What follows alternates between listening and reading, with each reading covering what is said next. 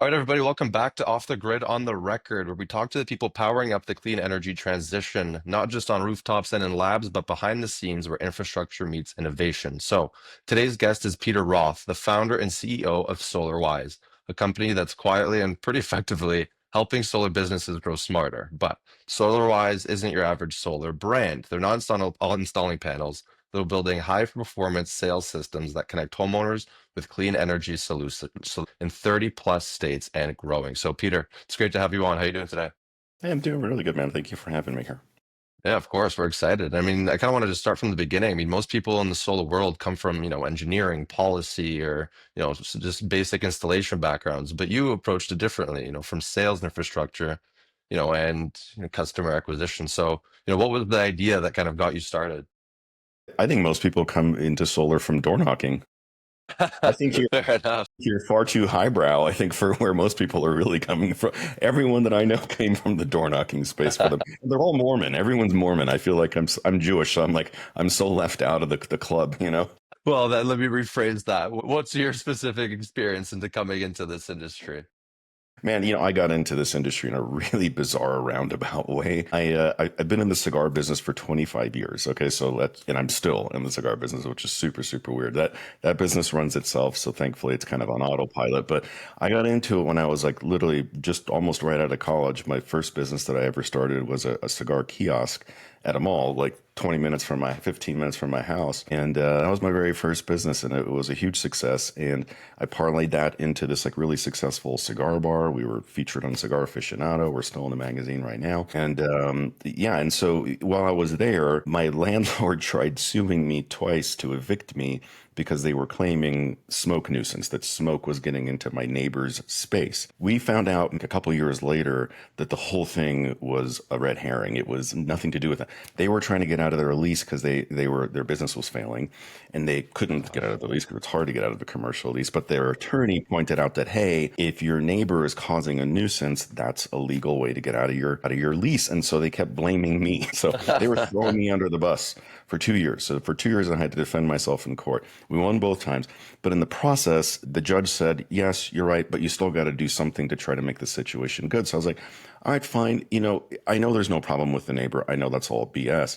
I'll still do it because it's good for my clients, right? Like if we clean the air even more, my clients will be even happier. Like no one really wants it to be super smoky. So I went through played along and went through all the motions. Anyway, and so in that process, we ended up hiring all these commercial HVAC companies who took one look at me, who had no idea about anything about HVAC, and they just gouged the garbage out of me. So I was I was paying. I spent probably over $100,000 in like the course of like a year and a half on things that should have cost me like 10 grand. Wow. They just totally ripped me off. And so in the process, I ended up meeting one of the technicians. He and I just kind of hit it off, and he was started hanging out at my bar there. And he's like, hey, I'll just come do some work for you on the side. He goes, I have some better ideas than these companies are offering you anyway. He goes, you can just pay me directly. I have way better ideas, and I can just MacGyver this shit myself, and it'll be way more effective, and we'll get it done for like, a couple $1,000 instead of tens of thousands that we used to pay. And I was like, cool.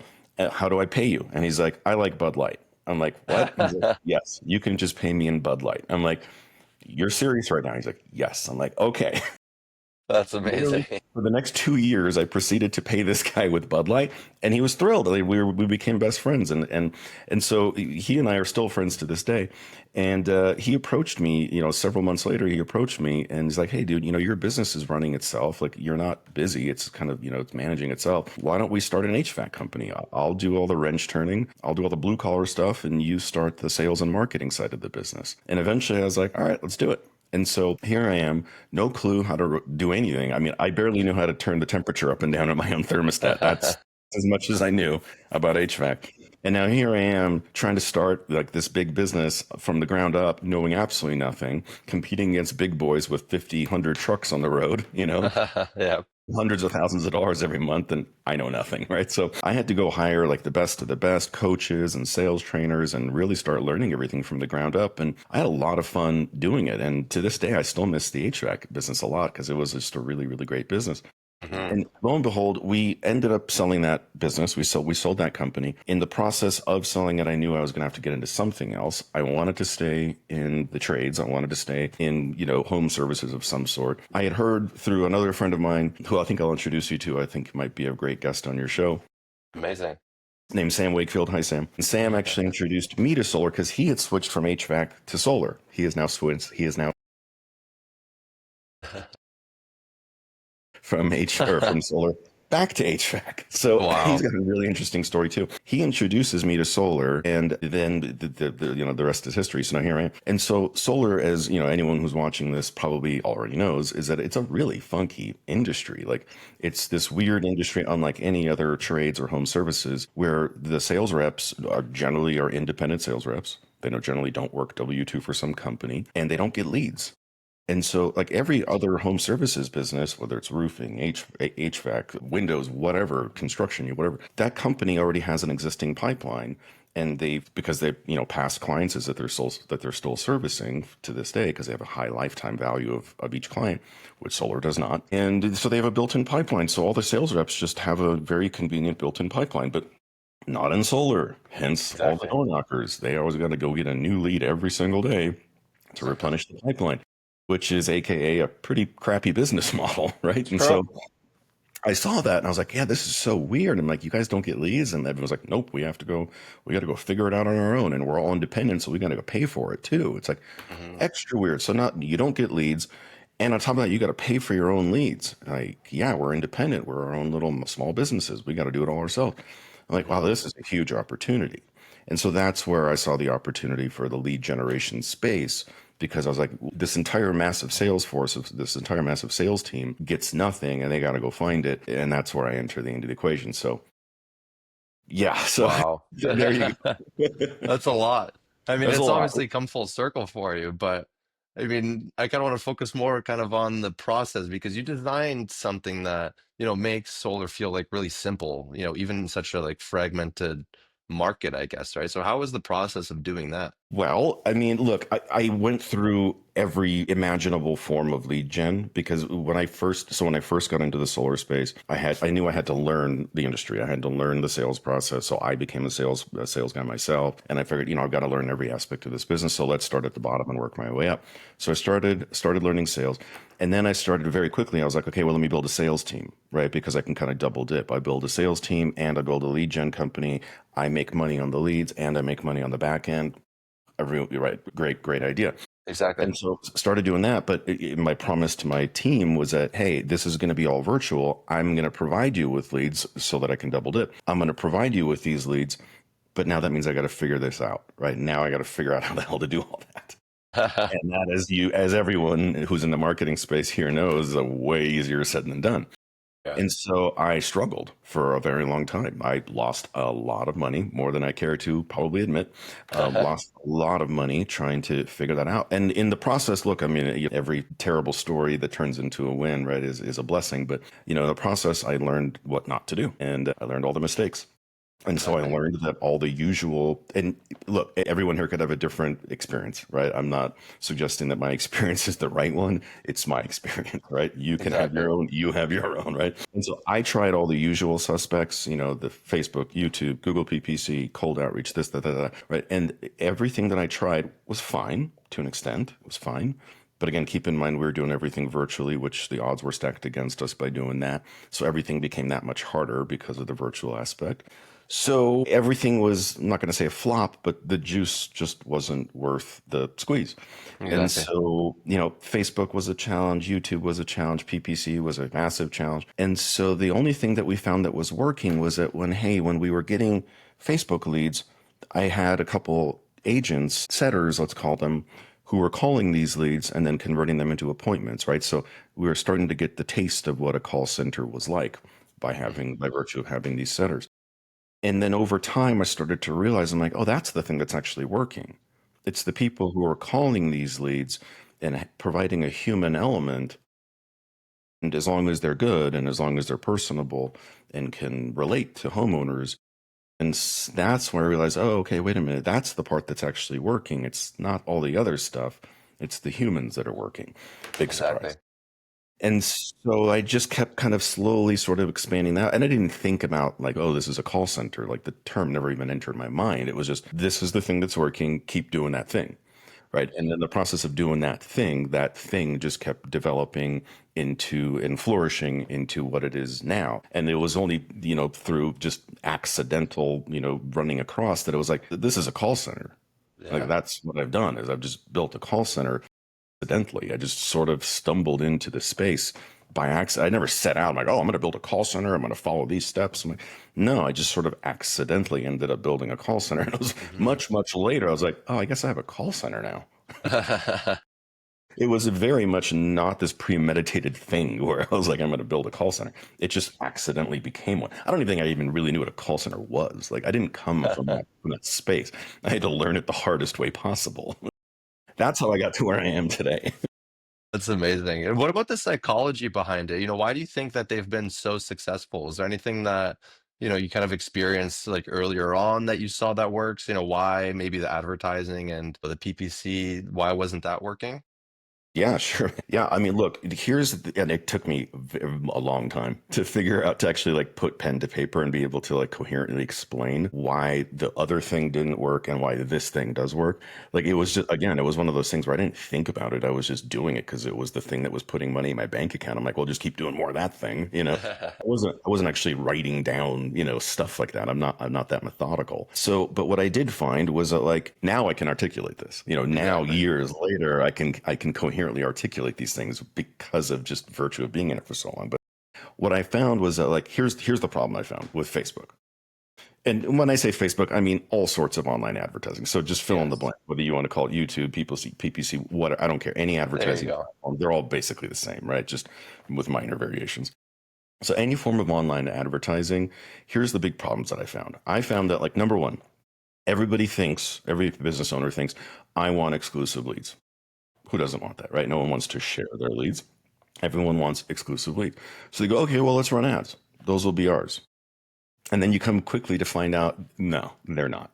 They're not yours. They're not yours. No, they're very much. And maybe someone's watching this going like, well, why is that so obvious to you? And I still don't get it. Well, I'm so glad you asked. Let me Enlighten explain. us. Let me explain. So what we found was this like, and you already know this, like the second you think about something, Mark Zuckerberg's already serving you 50 ads about that thing, right? I can think pickles right now. I can guarantee you the moment I end this podcast, I'm going to get ads for pickles on Facebook. There Say the words pickles and you'll start getting you go. ads. Say it with us, guys. Yeah, yeah. I mean, he's listening right now. He's listening right now. It's everywhere. Yeah, yeah. And so that's the thing that most people don't realize is that like, you think something and God forbid you type it in or God forbid you click an ad, forget it. I mean, that's the floodgates are now open. So you're going to get Exactly. hit with a million other ads just like it. You have to assume that all your competitors are bigger, better, faster, stronger than you, because at least some of them are. You're not a genius. Sorry to tell you, right? I thought I was a genius. I was wrong. So they're running better ads than you are, and they're all fighting for the same limited set of eyeballs. Those eyeballs are going to click the ad that appeals to them the most. So they're probably not going to click yours, which means your ad is going to stagnate. Their ads are going to flourish. Yours are going to suck. They're going to stagnate, which means it's going to drive your cost up, right? Because if yours is not getting clicks, they're going to keep raising the price. So you're going to overspending to get very, very few low quality leads. That's problem number one. Problem number two is, okay, well, now I want to compete. Okay, so let me go hire some really great ad agency that can write me better quality videos and put because they got to be videos. You can't do static images. Those just don't work in a competitive environment. They work if you're the only guy selling the only thing that you're offering. Probably works, but if you're in a competitive space where there's a million ads out there, yours has to jump out, and it's got to be a video in order to stand out. Exactly. So then I tell this story all the time. It's like, all right, well, let's go back and watch the Super Bowl of the ad world, right? Like I don't watch sports, or I don't watch football especially, but I watch it because I love watching the ads. I'm a marketing guy, and so Exactly. I always watch like the YouTube compilation of all the ads because I don't want to sit here and fast forward through the whole game. So I watch a YouTube compilation of all the ads, and there's a lot more than you think. There's like 20 something ads per Super Bowl, and I Mhm. watched all of them, and I watch them every year. And this past year, I remember watching it, and out of the 20 something ads that aired, I swear to God, like two, maybe three were memorable. And when I Mhm. say memorable, I'm not even issuing that high of a compliment. I'm not saying they're like amazing. I'm just saying they were memorable enough. And so Yeah, I'm like sitting here going like, wait a minute. We're talking about a group of advertisers here that have unlimited budgets. They'll spend whatever. We're Coca-Cola, Nike. I mean, they have unlimited budgets. They can spend whatever the hell they want. They're going to the creme de la creme of Madison Avenue ad agencies, the best of the best, filled with exactly. Ivy League minds. If the best they can do is 2 or 3 out of 20, what the hell chance do you or I have? It's true. What chance do you or I have? It's like, you're telling me you're going to go up and compete with these guys? Like, come on, get real. So I hope that proves my point that like the odds of you coming up with something genius is almost impossible. And maybe you get lucky, right? Okay, so lightning strikes, you get lucky. And that ad's going to hit, it's going to hit ad fatigue, right? It's going to get worn out and people are going to get sick of watching it because you're going to get all excited and increase your ad budget and then blast and wear out your audience. And then it's going to hit a wall because people have gotten sick of watching it. Well, now what? Now you got to do it all over again. Now you got to It's start the true. process all over again and come up. And what are the odds of lightning striking twice in the same goddamn spot? Yeah, And the cycle never ends, right? What I just said, repeat it over and over and over again because it's going to keep happening. And you're going to find exactly. yourself in this position where it's a full-time job just keeping up with fresh content. And most company owners just don't have that kind of a patience. I know I don't. I'm sure you probably don't. Most of us don't. Like that's not why we started our company. We didn't start our company to create video ads. That wasn't our Exactly. thing. And now all of a sudden we're realizing that's what's consuming most of our time. So look, I can go on and on and on, but I'm just kind of, opening up this can of worms as to why running online ads is so incredibly difficult in a competitive space. If you're not in a competitive space, forget everything I just said. You're probably fine. But if you're in solar, right, or roofing or something like that, which is hyper competitive, you're going to run into all these problems. So that's the huge problem that I found with Facebook ads. And the other big thing here, I'll give you one more big one. People now, it's so easy to now get competitive quotes. It used to be that like someone had to come to your house and annoy the shit out of you by sitting at your table and rifling through 100 pages of a presentation. And you had to sit through an hour-long presentation to get the number. And then you're like, oh, God, sweetheart, you know what? I know we got to get 3 quotes. Let's just get 2 more and be done with this because that was so exhausting. I can't imagine doing that more than 2 more times. Let's do our obligation and get 3 competitive quotes like everyone says that we should do. Yeah, We'll get 3 quotes, we'll pick the best, the one we like the most, and we'll just move forward. That was from the past. That's what people used to be like. Those days are now gone because anyone can jump onto any solar site and have someone give you a quote in a matter of minutes or hours or maybe a day, you right? even They can fill out find the forms yourself and get a quote now. yeah, yeah, you could just fill out the form and they can just give you a quote and almost immediately. So there's zero barrier to entry to getting multiple quotes. So what I'm finding, one of my past clients reached out to me. He actually cornered me at SolarCon and he's like, dude, Peter, he's like, I've been running ads in Google PPC. And he's like, you're not going to believe me when I tell you this. I now have some prospects that are getting upwards of 12 quotes. 12. Honestly, I My believe it. my jaw dropped. I'm like, are you kidding me right now? I'm like, because I'm so far removed from that. I'm like, are you kidding me? He's like, 12 quotes. I'm like, that is disgusting. That's disgusting. I'm like, he's like, I know. He's like, it's become impossible. It's just an absolute race to the bottom now. So there you go. It's like there's no barrier to entry to getting multiple quotes. So here you are thinking you just started this advertising effort, thinking you're going to get exclusive leads. And the reality of it is you're getting people getting 12 competitive quotes before and so, Exactly. yeah, if you think that's going to work, I mean, hallelujah, God bless you. Maybe you know something that I don't. Keep doing it. But man, that's what most of the people that I communicate with on a daily basis are experiencing. So why call centers to answer your There you go. why call centers coming back full circle? Why call centers? Because look, I'll make it real simple.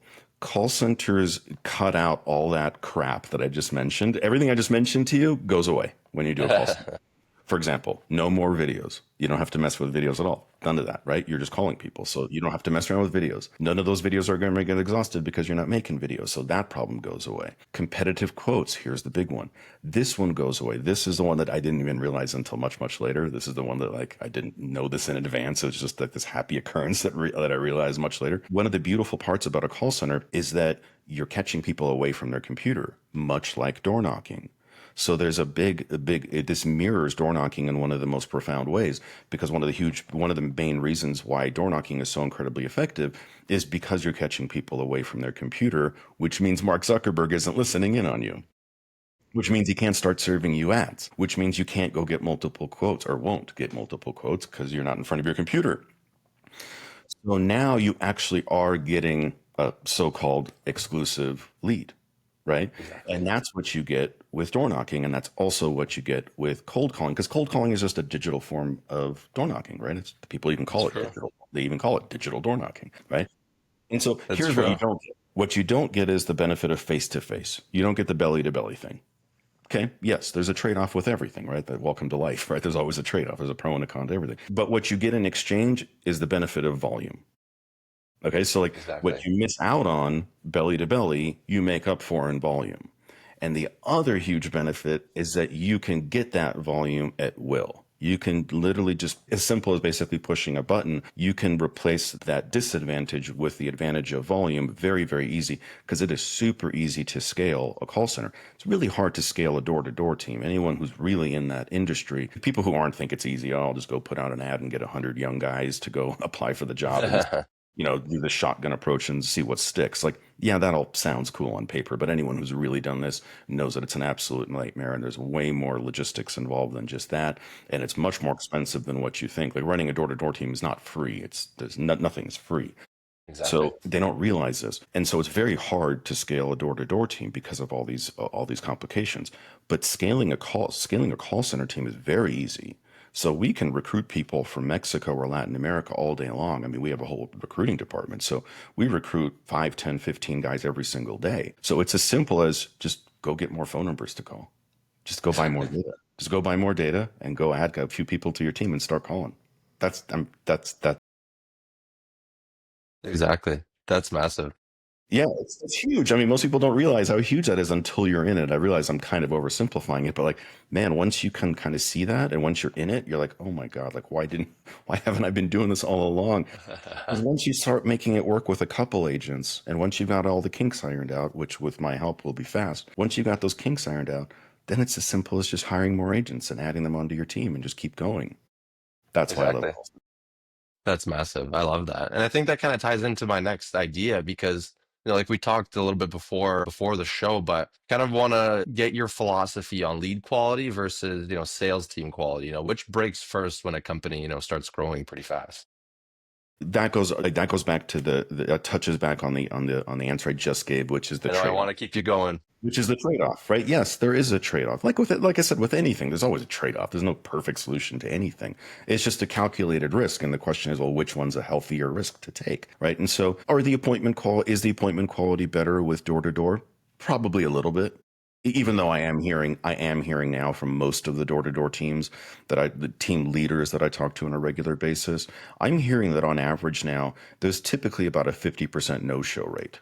And that could vary for you. That could be different in your market. You could be a total rock star and get way better numbers. I'm not denying that. Of course, Mhm. there's always going to be someone better. But on average, what I'm hearing now is that most door-to-door teams are getting about a 50% no-show rate. Okay, well, guess what? My call centers are getting about that. Worst case scenario, a 40% sit rate or a 60% no-show rate.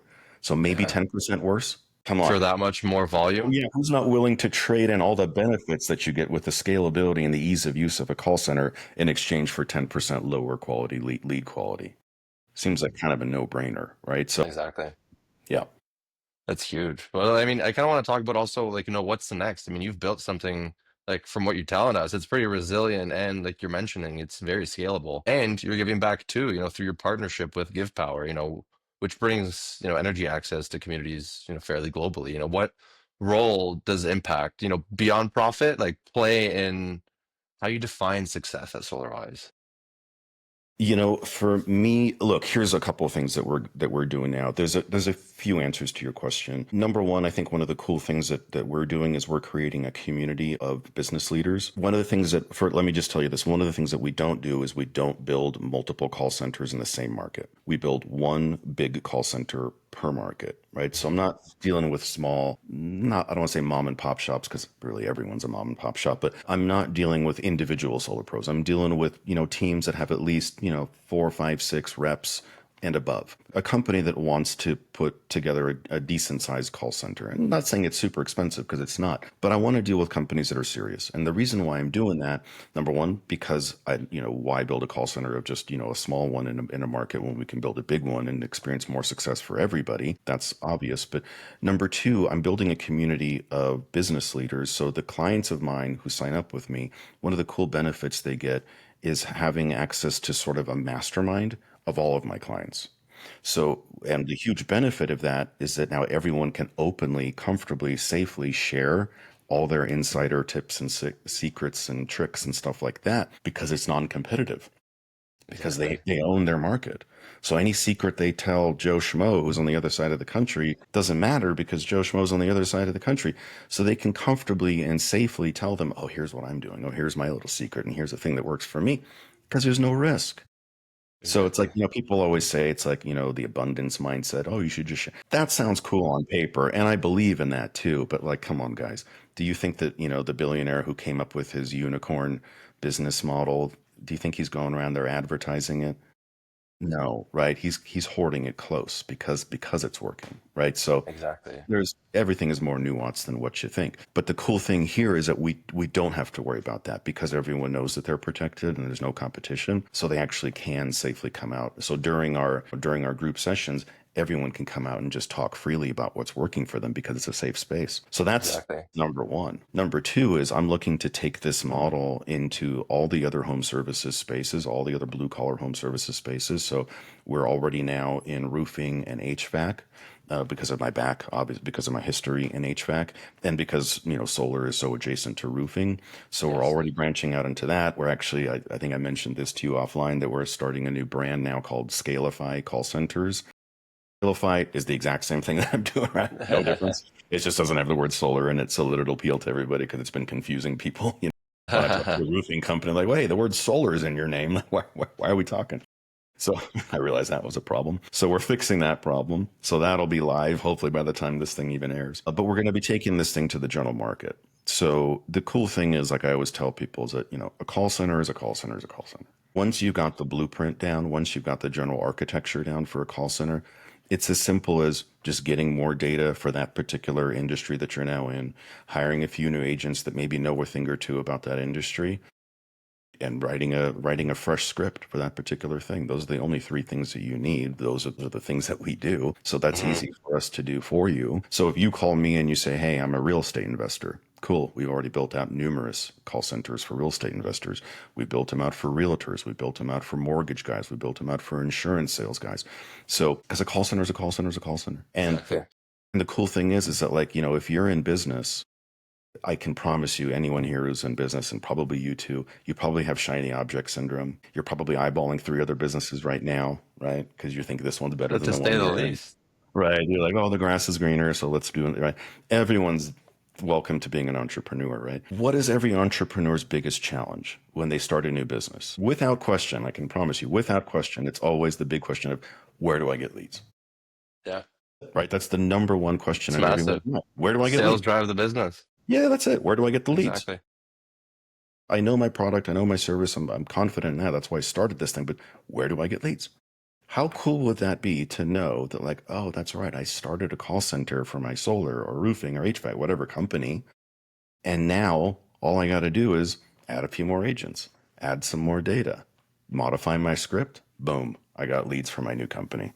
That's Exactly. an that's a powerful thing. That is a powerful, powerful thought to know that, like, any future business that maybe not any, but most future businesses that I get into could be benefited by a call center for cold outreach. And I know how to do that because I have the expertise now. That's what I'm bringing to business owners now. So it's not just the business they're in now, it's every future business they plan on getting into in the future. That's huge. And then that's a lovely way to kind of bring it all together because it's true. It applies everywhere. And I mean, as you have, I guess like a hand in multiple different buckets now, how are you getting your clients? Are you just rinse and repeating the process that you're doing for your clients to get them for yourself, or is it mainly referral based?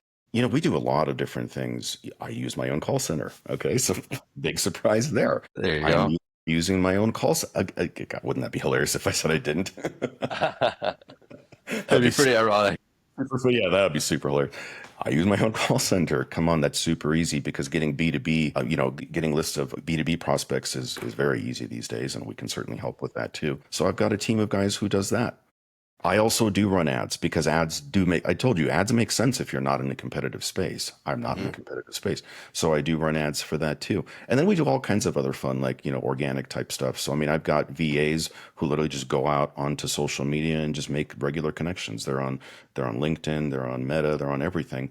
And they're just making connections for me and booking appointments. So I've got my hands in multiple different things because there's not a one size fits all for every business. Absolutely Yeah, not. and that's why I'm saying, it sounds kind of hypocritical that here I am running ads and I just said don't run ads because I did say very clearly, unless you're in a really, really non-competitive space, then cool, do whatever you That's want. right. But if you're in a competitive space, then you do have to be a little bit more careful. So there you go. Fair enough. And I mean, I know that there's a kind of a big question mark over where just the industry is going, but I know that now you're saying you're changing SolarWise to Scalify. What's next? Is there new tools, new markets, new problems that you're aiming to solve? I mean, if you could, I guess, rebuild a part of the entire industry or the entire ecosystem of home service, what would it be? God, man, that's a really good question. I don't know how to Pretty answer that. loaded. Yeah, that's a loaded question. I don't know, man. I've always considered myself to be this sounds cocky, somewhat of a visionary. I mean, that sounds kind of lame, to even say that. It's okay. There's real visionaries out there, as much as you like him or hate him. There's the Elon Musks of the world out there. I mean, that's a real visionary, so I'm not putting myself in that camp. But I do love getting out there. I do love talking to people. I do love, branching out into different industries and meeting with industry leaders. I'm going to be speaking on stage this year at a couple different conferences, one for roofing, one for the general home services space. So I do like being out there and just meeting with people. So to answer your question, I don't know, but I'm excited to find out myself. I think most business owners out there, half of us don't even have a plan.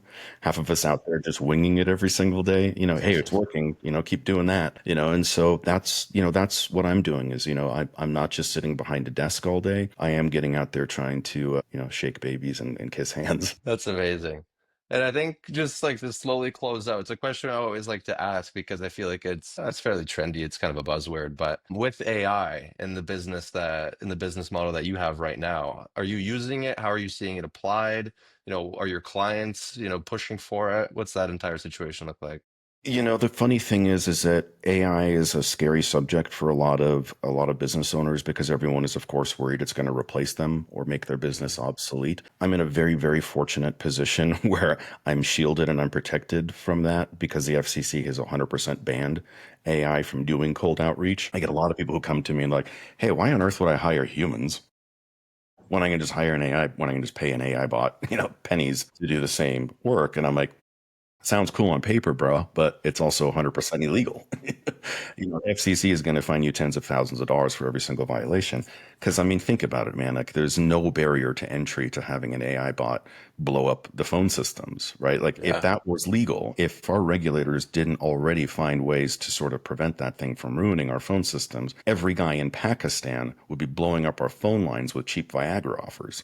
yeah, Your phone right now would just be buzzing off the hook nonstop. Cell towers would be on fire, yeah, literally nonstop if they didn't. It'd be happening right now. I mean, they could unleash hell on the entire American phone infrastructure right now if the exactly. FCC didn't ban that. So it's a good thing that they did because of that reason. Like, no one would even own a phone. We would just get sick and we'd go back to writing letters to The each other Stone because Age. it'd be unbearable.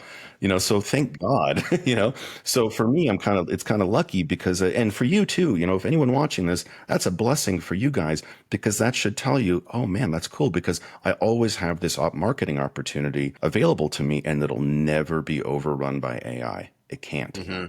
for that very reason. So it's a huge That's opportunity huge. for anyone watching this.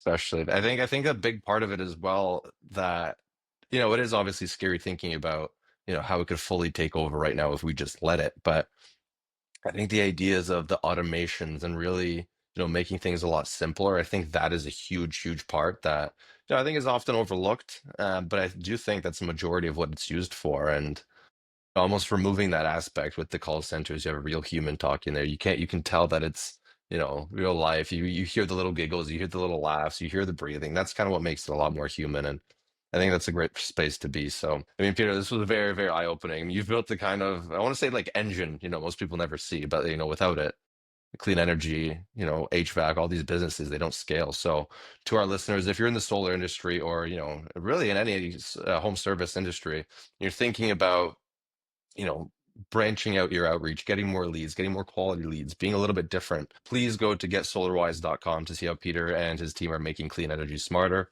more accessible, and honestly, probably just like a lot less frustrating. And Peter, let us know what the new website will be called. What's the new name? What's the rebrand looking like? It's going to be called letscalify.com, Lets scalify.com. Yeah, that should be live Fantastic. here. I'm hoping to have it live in a week. Perfect. So that's around the same time frame we've got. So, I mean, we'll obviously talk about that later, but thanks, Peter, for being with us. And thanks, everybody, for joining another episode of Off the Grid on the Record. We'll see you next time. Thank you.